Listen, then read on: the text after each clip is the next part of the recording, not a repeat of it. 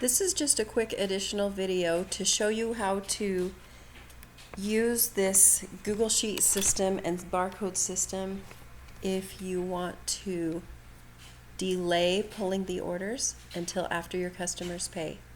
There's a lot of people who choose to do this so they don't have to waste their time and energy filling an order that somebody's not going to pay.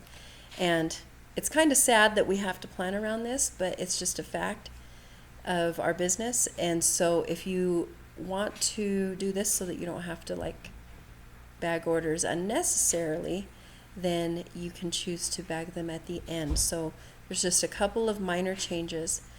You will still go here and scan all of your orders during live, and that's totally fine. And you will still input any new names as customers appear into the customer ID input.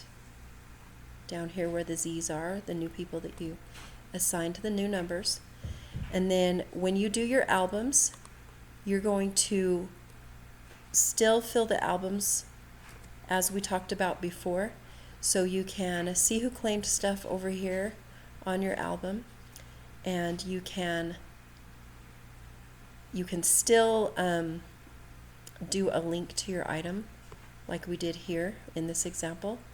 You can still right click the photograph and have that become your ID and put the person's number. So you can still do everything the same.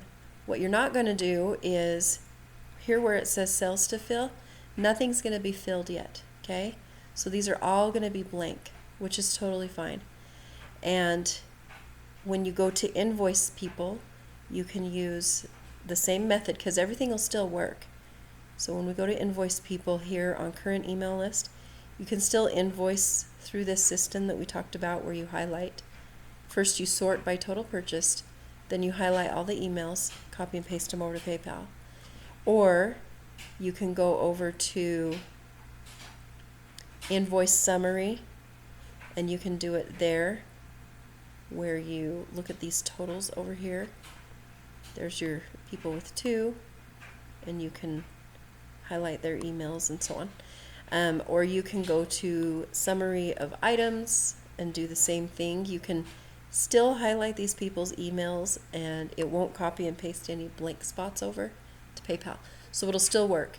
And then when it comes time to fill their orders, you can do one of two things.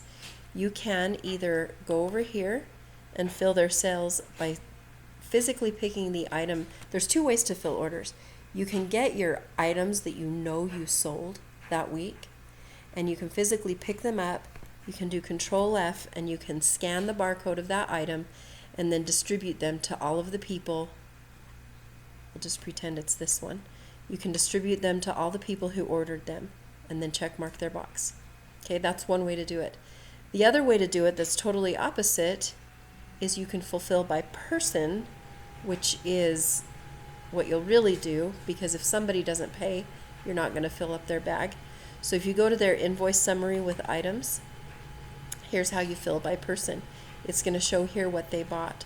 So if Kookaburra Laugh pays, it's going to show that they got these 2 items. I think they got them twice though. It seems a little inconsistent. It's because I took this off. Show totals. No, it's not. It's down here.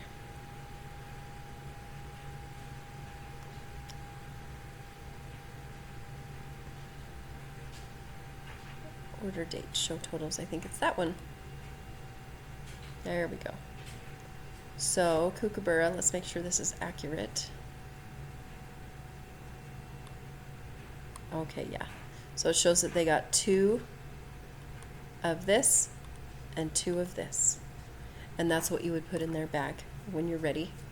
And it is possible to sort your inventory by barcode because these numbers all mean stuff. P2 is always a necklace, if that helps you. P2UR is always an urban. P9, I think, is always a bracelet. or something. So there are codes that will help you sort your jewelry just by their own system. If you decide to reassign them their own number, then that is where you would go here